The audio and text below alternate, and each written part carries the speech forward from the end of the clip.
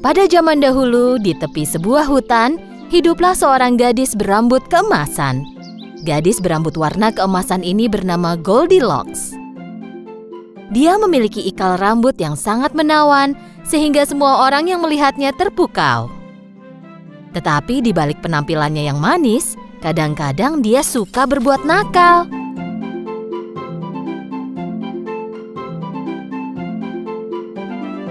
Setiap kali dia pergi bermain di luar, ibunya harus mengingatkan agar dia berlaku baik. Sayang, bermainnya di halaman belakang saja dan jangan pergi ke hutan. Di dalam hutan, di sebuah pondok, hiduplah keluarga beruang. Papa beruang yang berbahu lebar, mama beruang yang berukuran sedang, dan bayi beruang. Mama beruang selalu bangun pagi untuk menyiapkan bubur oatmeal untuk sarapan. Satu pagi, bayi beruang bangun lebih pagi dari biasanya dan ingin memakan buburnya. Tetapi bubur itu terlalu panas. Mama, bisakah kita jalan-jalan di hutan sampai buburnya jadi dingin? Mama, papa, dan bayi beruang meninggalkan bubur mereka di meja dan pergi jalan-jalan. Pada pagi yang sama, Goldilocks bermain di halaman belakang sambil menunggu ibunya menyiapkan sarapan. Tetapi dia sangat bosan bermain di halaman yang sama setiap waktu. Dan dia sangat penasaran tentang bagian hutan terdalam. Memangnya akan ada apa kalau aku cuma jalan-jalan? Dia melihat sekeliling. Setelah yakin tidak ada orang di sekitarnya, Goldilocks mulai berlari ke dalam hutan. Saat lelah, dia berhenti dan melihat sekeliling. Hutan yang indah, ada bunga, pohon. Kenapa aku tak pernah ke sini sebelumnya? Dia mulai berjalan masuk semakin dalam menembus hutan. Sementara itu, saat berjalan-jalan dengan keluarganya, bayi beruang melihat sarang lebah di cabang pohon. Sarang lebahnya besar sekali. Pasti banyak madunya. Papa, bisakah kita makan madu? Tidak, Nak. Madu itu milik lebah. Sarang itu adalah rumah mereka. Tak boleh masuk ke rumah orang dan makan makanannya. Tidak baik. Kalian benar. Kupikir aku harus menunggu sampai kita pulang untuk sarapan. Sementara itu, Goldilocks berjalan sendirian untuk waktu yang lama. Dan dia pun tersesat. Dia mencoba pulang tetapi tidak menemukan jalan yang benar. Dia sangat lelah dan lapar. Dia hampir menangis karena kelelahan. Lalu dia berjalan sedikit lagi. Akhirnya dia tiba di ujung jalan. Dan menemukan rumah keluarga beruang di antara pepohonan. Dia mendekati rumah itu dengan diam-diam. Berjalan mengelilinginya, tetapi dia tak melihat siapapun. Dia mengetuk pintu, tetapi tak ada jawaban. Lalu dia melihat dari jendela. Dia melihat 3 piring yang mengepulkan uap di meja. Dia pergi ke pintu lagi, dan kali ini mengetuk dengan keras. Pintu itu terbuka. Goldilocks girang. Dia melihat ke dalam dan berteriak. Apa ada orang di rumah? Karena tidak ada jawaban, dia pun masuk. Dia mendekati meja. Di atas meja ada 3 mangkuk bubur. 1 berukuran besar, 1 sedang, dan 1 lagi kecil. Karena dia sangat lapar, dia ingin memakan isi mangkuk yang besar dahulu. Tetapi saat dia memasukkan sendok ke mulutnya terbakar. Karena bubur itu masih terlalu panas. Dia segera mendekati mangkuk berukuran sedang, tetapi tidak ingin memakannya karena terlalu dingin. Ini terlalu dingin. Terakhir, dia mengambil bubur dari mangkuk terkecil. Bubur ini tidak dingin dan tidak panas. Ini persis seperti yang kuinginkan. Lalu dia memakan semua bubur yang ada di mangkuk terkecil. Ketika selesai sarapan dan kenyang, Goldilocks ingin duduk dan beristirahat di salah satu dari 3 kursi yang ada di depan perapian. Salah satu dari 3 kursi tersebut berukuran besar, 1 berukuran sedang, dan yang terakhir berukuran kecil. Pertama-tama dia mencoba duduk di kursi yang besar, tetapi tak bisa memanjatnya. Dia mencoba kursi ukuran sedang, tetapi kursi itu sangat keras. Rasanya sangat tidak nyaman. Terakhir, dia duduk di kursi yang terkecil. Kursi ini sangat nyaman dan sesuai dengan ukuran badannya. Tetapi tiba-tiba kursi itu hancur berkeping-keping dengan suara yang nyaring. Goldilocks mendapati dirinya di lantai dan tidak tahu harus berbuat apa. Dia berjalan ke kamar sebelah. Di sana ada 3 tempat tidur. Ukurannya besar, sedang, dan kecil. Pertama-tama dia mencoba tempat tidur yang besar. Yang ini terlalu besar untuknya dan juga terlalu keras.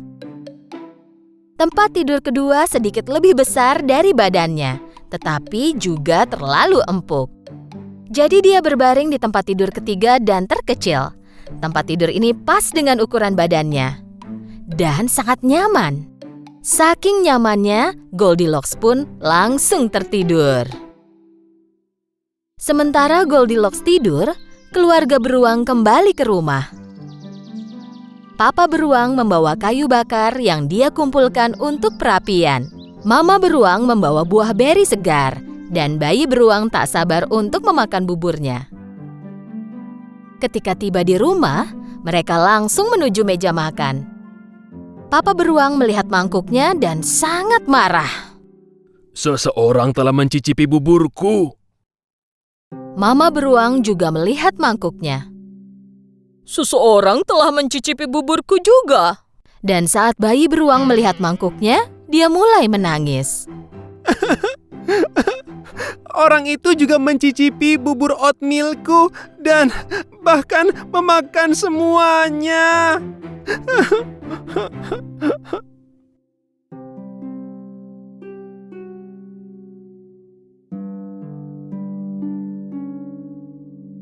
Seseorang telah duduk di kursiku. Lihat, posisinya sekarang berubah. Lalu giliran mama beruang yang mengeluh. Seseorang juga telah duduk di kursiku. Dan sama seperti sebelumnya, bayi beruang mulai menangis lagi. Seseorang juga telah duduk di kursiku, tetapi menghancurkannya juga. Keluarga beruang pergi ke kamar tidur dengan penasaran. Seseorang telah berbaring di tempat tidurku. Lihat, berantakan sekali. Seseorang juga telah tidur di ranjangku. Seseorang telah berbaring di tempat tidurku juga, dan dia masih tidur di sana.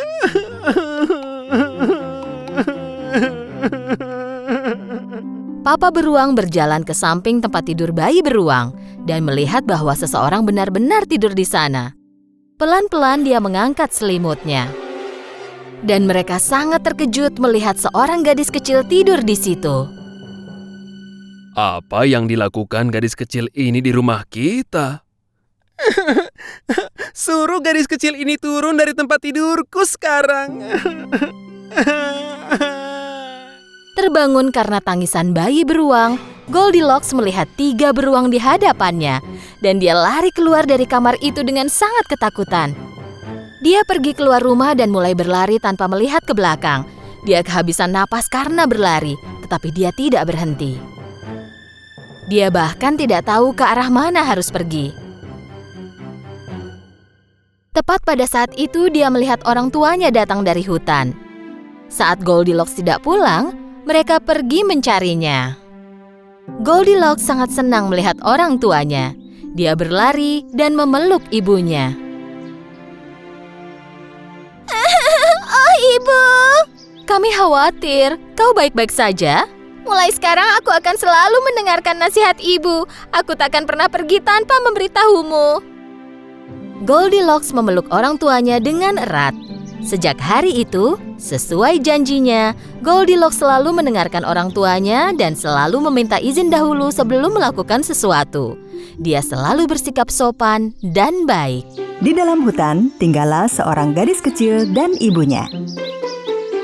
Kapanpun gadis kecil pergi keluar rumah, dia memakai tudung merah yang dirajut oleh neneknya. Itulah sebabnya setiap orang memanggilnya gadis kecil bertudung merah. Jelang tahun baruan, saat ibunya bersiap-siap di dapur untuk malam harinya, gadis kecil bertudung merah mendekatinya. Ibu, aku senang banget tahun baru. Akankah nenek akan bergabung dengan kita nanti malam? Nenek sedang sakit sayang, tak perlu berharap nanti malam nenek bisa datang. Ibu sedang membuat beberapa kue tahun baru. Bolehkah aku membawa kuenya kepada nenek? Tidak sayangku, terlalu dingin di luar. Kamu di rumah saja, ibu akan pergi dan segera pulang. Ibu akan menyeduh jamu untuk nenek. Dengan begitu, nenek akan segera pulih. Kumohon Bu, boleh ya? Ibu banyak pekerjaan di sini. Aku akan pergi dan kembali sebelum ibu menyadarinya. Oke, tapi pakai baju hangat ya. Gadis kecil bertudung merah memakai sepatu boot dan jubah merahnya. Dia mengambil keranjang yang ibunya siapkan dan pergi meninggalkan rumah. Jangan keluar dari jalan setapak. Dan tolong pulang sebelum gelap malam. Baiklah, Bu. Pasti sangat dingin sekali di luar sana. Seluruh hutan tertutupi oleh salju. Gadis bertudung merah berjalan di dalam hutan dengan gembira. Jauh di dalam hutan, tinggallah seorang pemburu muda. Dia mengejar serigala yang akan memasuki rumah penduduk desa dan mencuri makanan mereka.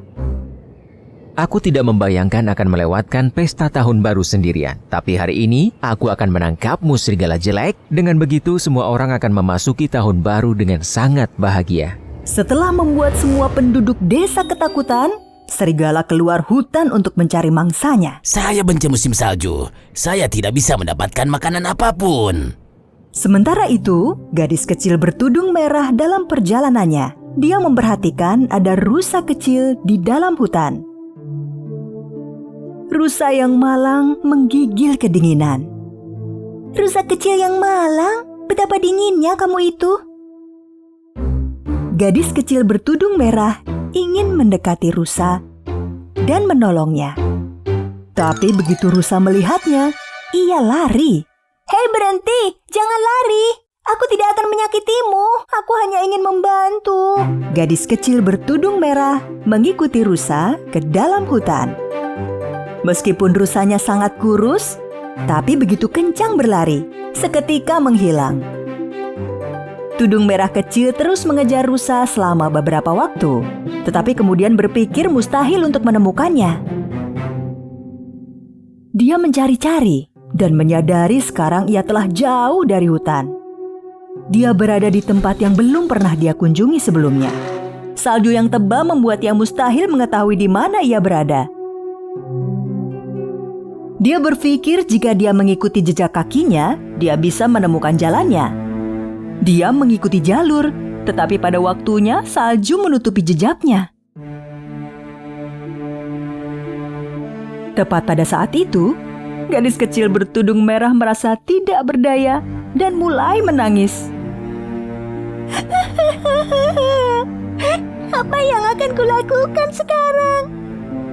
Halo? Tolong! Tolong!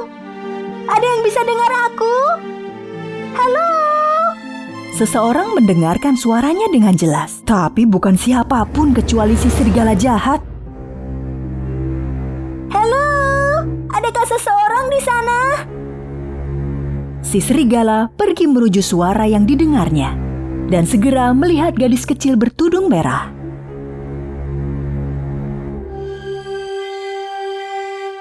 Tanpa menakut-nakuti dia, serigala mendekati dia. Melihat serigala di depan matanya, dia sangat ketakutan dan mulai berteriak. Tolong! Ada serigala! Seseorang tolong!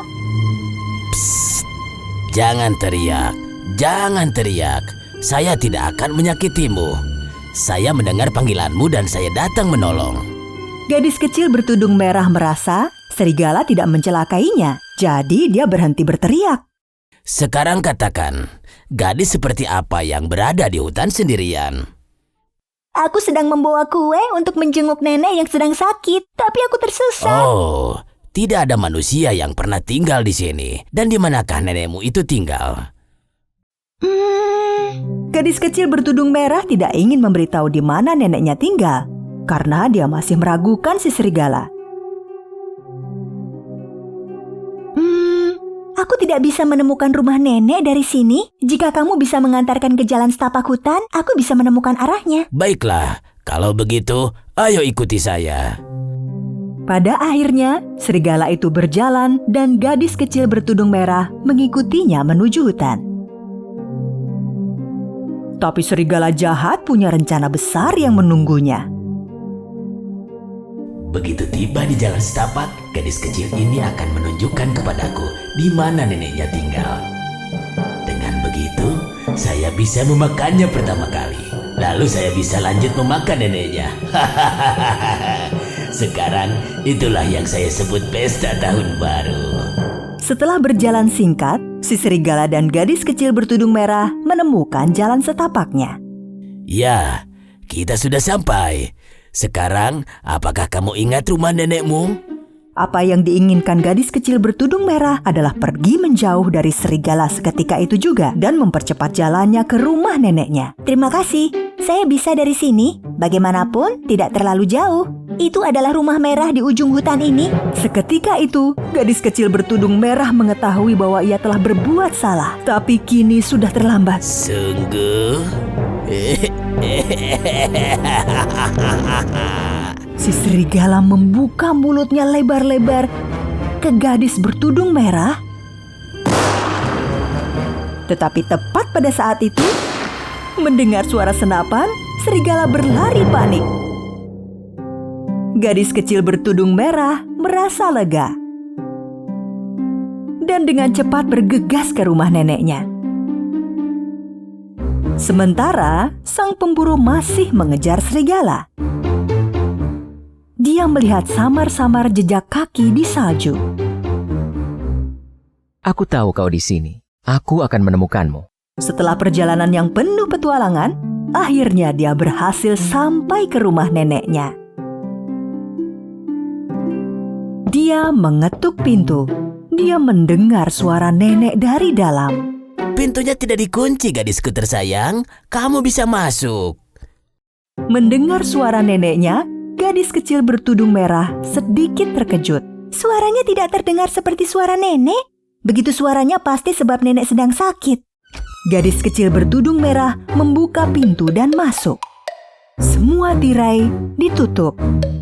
Dalam kamar yang gelap, nenek di atas ranjang dengan selimut yang menutupi dada terbaring di sana.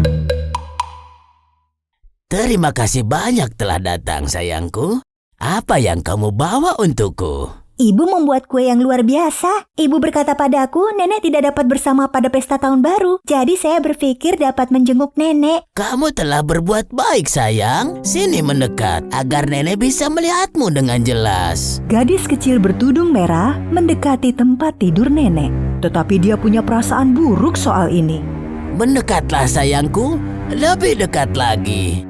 Gadis kecil bertudung merah sekarang selangkah lebih dekat dengan ranjang nenek. Neneknya tampak sangat berbeda baginya. Apa yang terjadi, Nek? Kenapa telingamu begitu besar? Agar dapat mendengarmu lebih jelas. Dan kenapa juga matamu sangat besar? Agar bisa melihatmu lebih jelas. Bagaimana dengan tanganmu? Mengapa sangat besar? Agar bisa memelukmu lebih baik. Gigi? Kenapa juga gigimu sangat tajam? Agar bisa memakanmu dengan lebih baik. Tiba-tiba, serigala melompat dari ranjang dan menyergap gadis kecil bertudung merah. Tolong! Kembali ke sini. Kamu tidak akan bisa melarikan diri. Gadis kecil bertudung merah keluar rumah dan mulai berlari menjauh. Tetapi serigala dengan cepat mengejarnya. Seketika dia akan menyergap dan menangkapnya, serigala merasakan kakinya terjebak. Dan tiba-tiba dia tergantung di atas pohon. Ketika gadis kecil bertudung merah berhenti dan melihat serigala terperangkap, dengan cepat menghampirinya. Katakan padaku, hei serigala jahat, di mana nenekku dan apa yang telah kamu perbuat padanya? Katakan! Dia tidak bisa berbuat apa-apa. Jangan khawatir. Gadis kecil bertudung merah merasakan ada suara yang menghampirinya dan melihat pemburu mendatangi serigala. Nenekmu baik-baik saja, gadis kecil.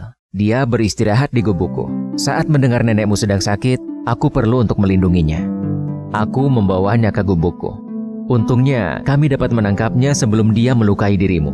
Serigala jahat. Pertama dia gagal dan memasuki rumah nenekku.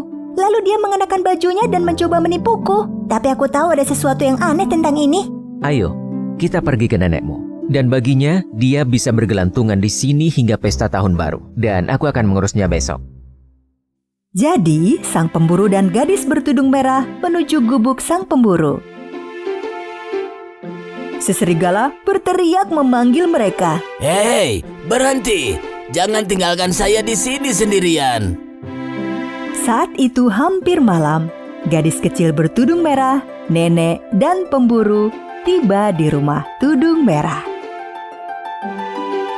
Ibunya telah menunggunya di depan rumah. Ketika dia melihat anaknya, dia sangat gembira. Sayangku anakku, dari mana saja engkau? Ibu, ternyata engkau. Tolong katakan apa yang terjadi. Aku akan menceritakan semuanya, Ibu. Tapi pertama saya meminta maaf. Saya tidak mendengarkan Ibu dan saya keluar dari jalan setapak di hutan. Dan Ibu tidak akan percaya apa yang telah terjadi.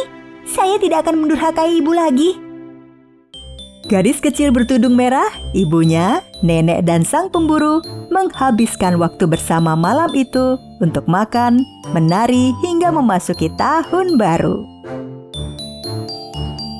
Sedangkan bagi serigala, ini adalah malam tahun baru terburuk yang pernah ia alami.